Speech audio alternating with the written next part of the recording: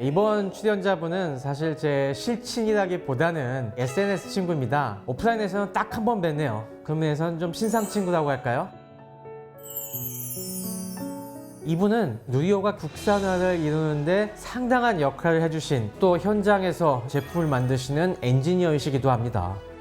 썬더볼트에는 특별히 아주 거대한 엔진까지 탑재됐다고 합니다. 그 비밀이 뭘까 딱 보니까 민 박사님의 전공. 여기에서는 제일 잘하는 사람이다 라고 정말 자랑했어요. 뒤통수를 맞은 사건. 누가 민 박사님의 뒤통수를 칠 수 있단 말입니까 이게? 다이슨. 다이슨이요?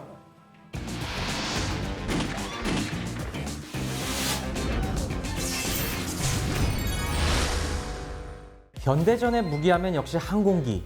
이 항공기의 메커니즘을 이야기할 때 빼놓을 수 없는 것이 유체학학 아니겠습니까? 공학 박사의 시선으로 과연 이 항공기와 여러 그 속에 있는 유체학학 메커니즘을 얘기하면 어떨까? 아주 기분이 설레더라고요. 영광입니다. 네.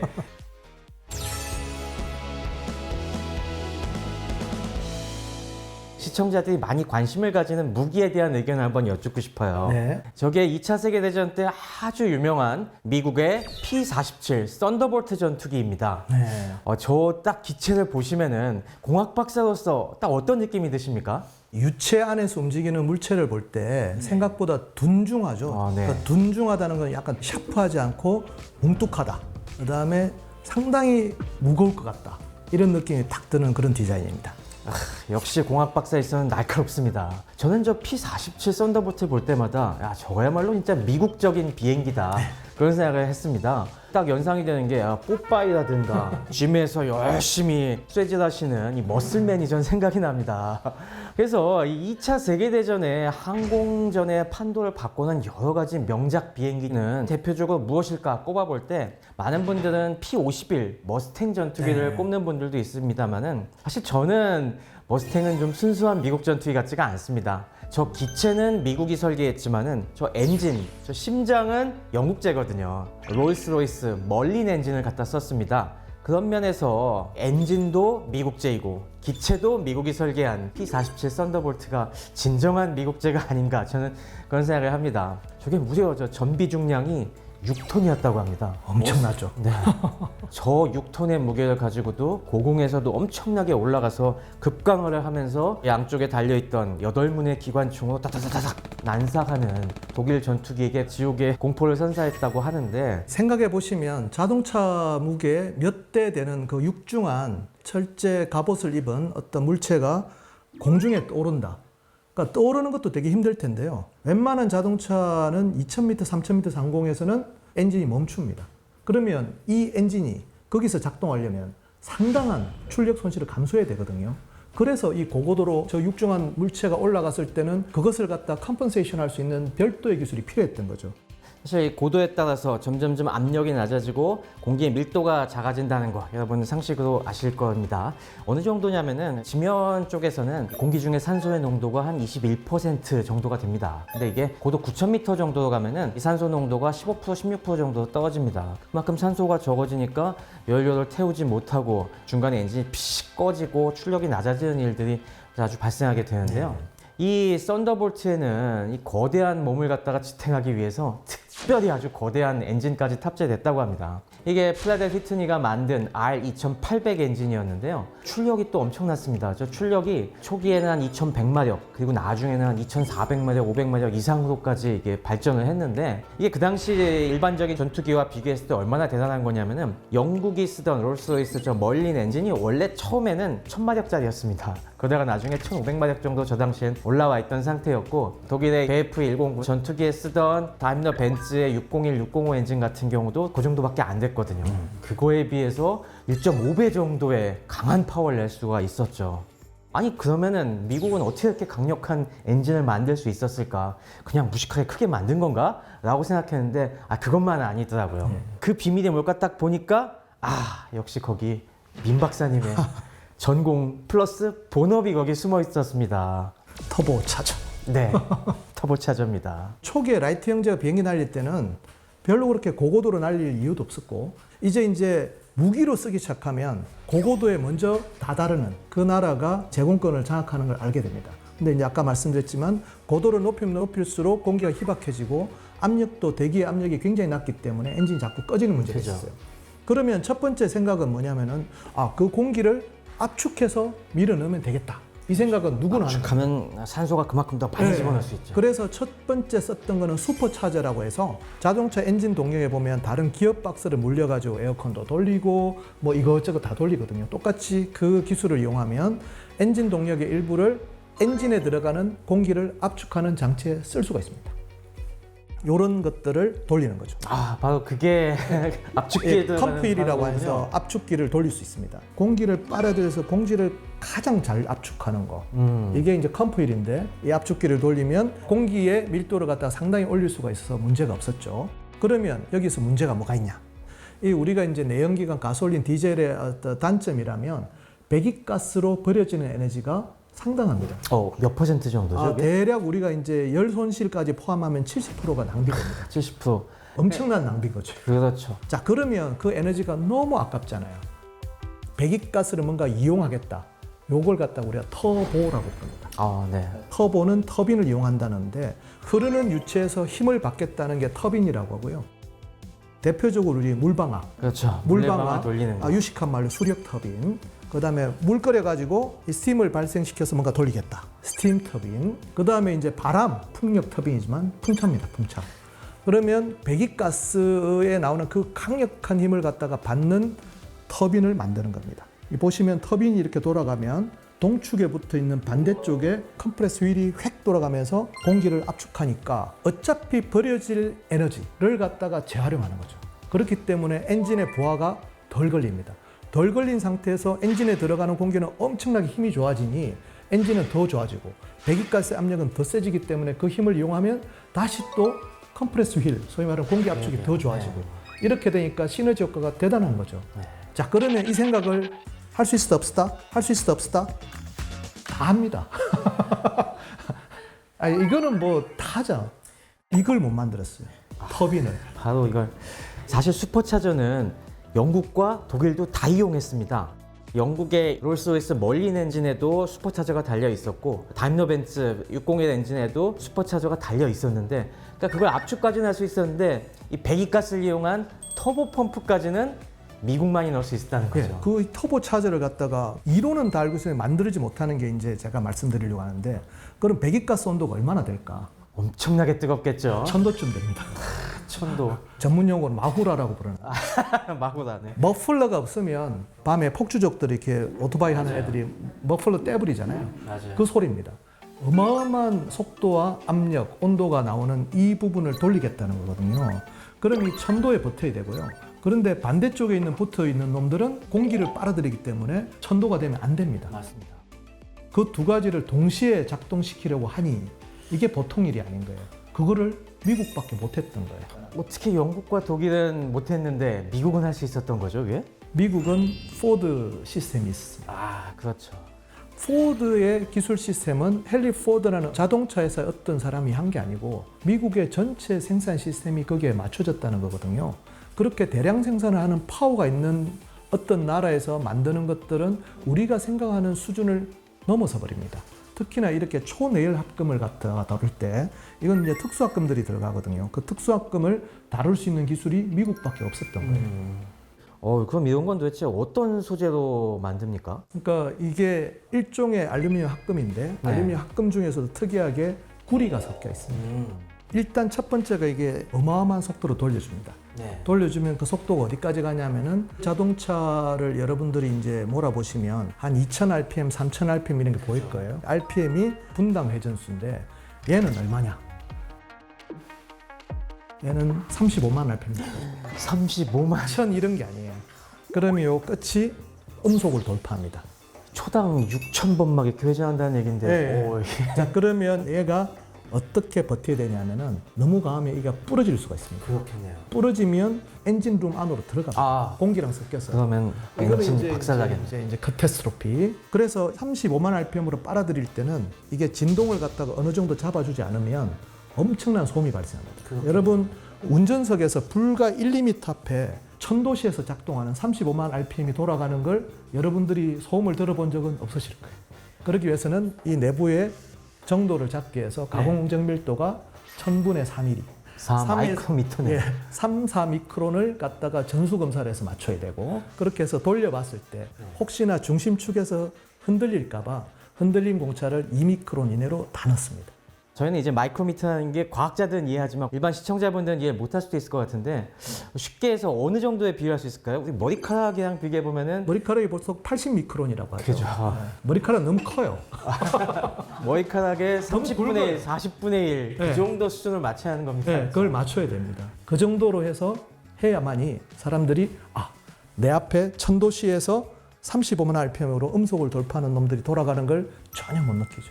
그래서 힘든 겁니다. 그런데 이미 100년 전에 미국은 그걸 만들 수 있는 기술이 있었다는 거예요. 이야, 대단한데요. 이 R2800 엔진이 당시에 워낙 가혹한 조건에서 몰아했기 때문에 기대 수명이 불과 한 50시간밖에 안 됐다고 하더라고요.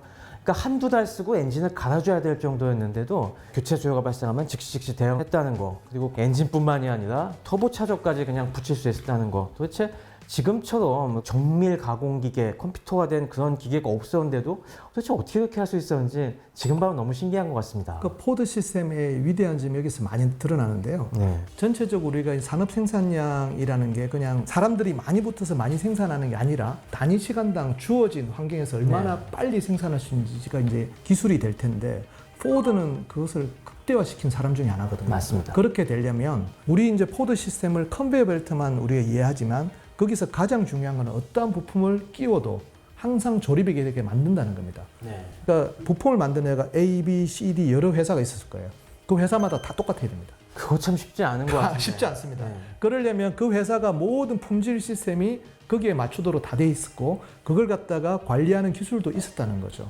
그게 이제 포드 시스템 표준화라는 어떠한 경우도든 갖다 끼우면 똑같이 만들어지는 이거를 했기 때문에 전쟁의 승패를 나눌 수밖에 없는 네. 이런 것들을 좀 생각해 보실 필요도 있을 것 같습니다.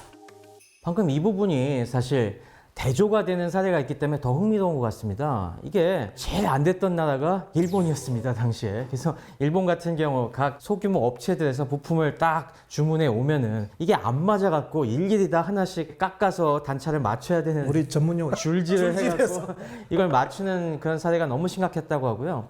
제가 또 들은 게 놀랬던 것 중에 하나가 심지어 독일도 이게 잘 안 됐다고 합니다. 유보트들 중에서 아주 명작 중에 하나가 21형 잠수함이라는 게 있었는데요. 이게 그 당시에 포드 시스템을 도입해 보겠다고 각 회사들에게 부분 맡겨갖고 그걸 나중에 한 대 모아서 조립하는 이런 시스템을 도입했었는데 그때도 큰 문제가 다 가져온 부분품들을 맞추려고 하다 보니까 이게 안 맞는 겁니다. 조금씩. 그래갖고 그거 하나 다 수정하느라고 의외로 생산성이 안 나왔다는 그런 얘기를 제가 본 적이 있어요. 그런데 이렇게 중요한 이 컴프레서 휠을 갖다가 그 미국만 만든다고 막 얘기를 해주셨지만은 지금 이걸 만드는 분이 바로 민태기 박사님이십니다. 이거 다 지금 민태기 박사님이 만드신 거죠? 저는 이거를 만들면서 뼈저리게 후회했던 순간이 몇 번 있습니다. 무슨 일로 후회를 이렇게 훌륭한 걸 만드시는데 제가 이거 30년 했거든요. 여기에서는 제일 잘하는 사람이다.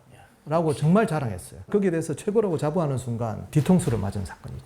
도대체 누가 민 박사님의 뒤통수를 칠 수 있단 말입니까 이게? 다이슨. 다이슨이요? 맨날 청소기 돌리는 그 웽 다이슨이요? 저는 다이슨 청소기 유행할 때 궁금했어요. 저 청소기의 원리는 뭘까? 그래서 그렇죠. 사서 뜯어봤어요. 뜯어봤는데 이게 나온 거예요. 그 안에 이게 들어가 있나요? 네, 이게 들어가 있어요. 재질은 다르지만 이런 게 들어가 있어요. 저도 집에 가서 뜯어봐야겠네요 이거. 100만 원. 네? 100만 원. 자, 이래서 터보 차저에 지금 쓰이는 컴포일은 우리가 원심 임펠러라고 부릅니다. 네. 원심은 이렇게 들어와서 이렇게 나가는 거죠. 그렇죠. 원심력을 밖으로 밀어내는. 레이디얼. 원심 임펠러가 압축하는 데는 최고의 효율을 가진다는 것은 아까 말한 100년 전에 이 시대 때부터 다 알고 있었어요. 그러면 공기를 그렇게 잘 압축하면 반대로 작동시키면 공기를 가장 반대로? 잘 빨아들입니다. 그게 다이슨 청소기의 원리군요. 그 이전까지 썼던 것들은 사람들이 그냥 이 해서 그냥 빨아들이면 되지 이런 거잖아요. 그게 네. 아니고 다이슨 청소기 왜 이렇게 어마어마한 힘으로 빨아들일까? 그렇죠. 거기도 터보 임펠러를 생각하죠. 이용했거든요. 그런 순간 뒤통수를 또 맞았어요. 왠가 이번에는? 이제 남자분들이 태반이 잘 모르시는 게 네. 우리 집에 있는 우리 와이프가 아침에 머리 말릴 때 얼마나 시간을 쓸까? 하긴 뭐 남자도 머리 설고 나오잖아요. 맞습니다. 여성들은 머리 말리는데 시간 다 보내요. 근데 원심 임펠러 말고 다른 임펠러가 있습니다. 충류 임펠러. 아, 앞으로 들어와서 뒤로 그대로 나옵니다. 그죠. 충류 임펠러는 공기를 압축하는 데는 소질이 없어요. 근데 풍량을 증가시키는 데는 소질이 많습니다. 머리를 말리려면 온도를 올리는 게 좋을까? 풍량을 증가시키는 게 좋을까? 아, 풍량을 증가시키는 게 좋을까? 공기를 그런 압축하는 거군요. 거는 예. 청소기에나 적당하지 머리 말릴 때는 충류 임펠러 써야 돼요. 근데 롤스로이스, GE, 프레드 앤 휘튼이 어떤 사람도 이거를 헤어드라이기에 쓸 생각을 안 했어요. 롤스로이스 헤어드라이기 나왔으면 데이트 쳤을 것 같은데 하참 이게 이런 것들을 우리가 못했던 거예요. 자, 그렇게 이제 큰일 났다 싶은 순간에 이제 나는 포기하는 순간이 왔어요. 루마니아의 헨리 코안다라는 분이 계십니다. 코한다. 나이트 형제랑 똑같이 비행기 초기 역사를 네. 쌓으셨던 분이고, 코안다는 어떤 걸로 유명하냐면은 유체역학에서 어떤 제트 유동이 발생했을 때 제트가 이런 공면을 맞으면 공면의 표면을 따라 흘러갑니다. 그러게요. 휘어갑니다. 그걸 코안다 이펙트라고 불러요. 자, 이게 왜 중요하냐? 또 이게 이제 남자들이 여성들을 잘 몰랐던 거. 아침에 우리 따님이나 이런 어린 청소년들이 왜 말고 나올까? 아, 머리 세우기 쉽지 않습니다. 그러면 강한 압력으로 말아야 되는 그걸 갖다 최소화하자. 코안다 이펙트가 공률에 따라서 휘어가는 제트를 만들 수 있잖아요. 그러면 강하게 묶지 않고도 자연스럽게 컬을 만듭니다. 오. 그게 다이슨 에어랩입니다. 아, 에어랩이 그런 거군요. 그럼 제임스 다이슨은 누구냐? 제임스 다이슨이란 사람이 무슨 프레드 앤 휘튼이 GE 롤스로이스 출신이 아니고 영국 디자인 스쿨 출신입니다. 디자인 스쿨. 아, 디자이너가 어떻게 이렇게 공학에 조예가 깊죠? 영국 왕립예술학교 총장까지 하셨죠. 그 그렇죠. 왕립예술학교가 영국의 과학 그 컴플렉스 안에 있고 바로 옆에 붙어 있는 학교가 임페리얼 컬리지입니다. 또 공과대학에서는 거의 탑 티어거든요. 이런 사람들이 같이 이야기를 했겠죠, 서로. 아, 진짜 중요한 부분이네요. 이 디자이너와 엔지니어가 같이 평소에 자연스럽게 얘기를 하면서 네. 과학자들과 이야기하면 우리는 그거 만들어줄게. 이게 이제 공학자들이 하는 거잖아요. 네. 이런 것들이 이게 서로 순환 구조가 돼 있는 나라들이 잘 보면 지금 우리가 보통 선진국이라고 부르는 나라들, 그런 생각을 좀 할 수 있을 것 같아요. 아, 오늘 정말 좋은 포인트들을 많이 제시해 주신 것 같습니다. 그런데 오늘 터보차저 이야기를 하려고 하다 보니까 마침 또 시청자 댓글 중에 또 관련된 내용이 있어갖고 하나 연계시켜서 또 여쭤보면 좋을 것 같습니다. 우리 강진호님께서 여기 또 질문을 던져주셨는데 딱 저희 오늘 주제와 관련이 있는 거였습니다. 지금 오늘 다룬 터보차저나 슈퍼차저 같은 게 무기에서 먼저 도입이 됐었는데 이게 결국에 우리가 지금에는 일반 승용차들에도 다 들어가 있지 않습니까? 그럼 도대체 왜 이렇게 2차 대전 때 쓰이던 기술이 우리 일반인이 쓰는 데까지 이렇게 시간이 많이 걸렸을까? 그걸 갖다가 질문해 주셨어요. 60년대마다도 이걸 갖다 자동차에 쓰려고 하는 사람들은 극히 소수였어요. 슈퍼카. 네. 그러니까 고성. 레이싱카에나. 네, 그럴 때 썼지. 심지어 저희 회사가 90년대 중반에 터보차저 부품을 이렇게 납품하기 시작했을 때도 사실은 생산량이 얼마 안 됐었어요. 그런데 어떤 일이 벌어졌냐? 90년대 우리 이제 전 세계적 글로벌리 가장 큰 이슈는 환경 문제였어요. 이때 가장 큰 이슈는 배기가스를 줄이자였습니다. 배기가스를 줄이려면 그 당시에는 가장 현실적인 문제는 터보차저를 다는 거였어요. 제가 어릴 때 이제 우리 그랜저 같은 게 대형차에 속했는데 맞습니다. 배기량 엄청 컸죠. 엄청나 컸죠. 지금은 2000cc대예요. 맞아요. 터보를 달면 됩니다. 뭐 여러 가지 다른 기술도 좋아졌지만 터보를 달면 배기량을 줄일 수가 있잖아요. 그렇죠. 배기량을 줄이면 배기가스를 줄이는 겁니다. 더 작은 엔진에 터보를 달아서 똑같은 힘을 낼 수 있는. 그게 배기가스를 줄이는 가장 그렇죠. 현실적인 문제가 됐기 때문에 90년대 이후부터 폭발적으로 터보 시장이 이제 증가됐고요. 신뢰성을 어마어마하게 증가시키는 작업들이 동시에 이루어집니다. 그래서 지금 여러분 뭐 엔진의 이상은 들어봐도 터보 차저의 무슨 이상으로 됐다는 이야기를 못 들어보셨을 거예요. 근데 그 회사들이 전부 다 예전부터 전투기 제작에 참여했던 업체들이 계속 이름을 바꾸고 그 수많은 서플라이들, 부품 업체들도 다 그 기준에 따라서 생산을 지금 하고 있는 것이죠. 사실 이 민 박사님이 누리호 국산화에도 큰 일조를 하셨는데요. 감사합니다. 우주 발사체 터보 펌프가 왜 중요할까? 산화제랑 연료 700kg을 1초에 태우는 역할. 그게 터보 펌프입니다. 극저온과 극고온을 오가는 정말 가혹한 환경에서 돌려야 되니까 공학적 난제를 도대체 어떻게 다 해결할 수가 있는지 잘.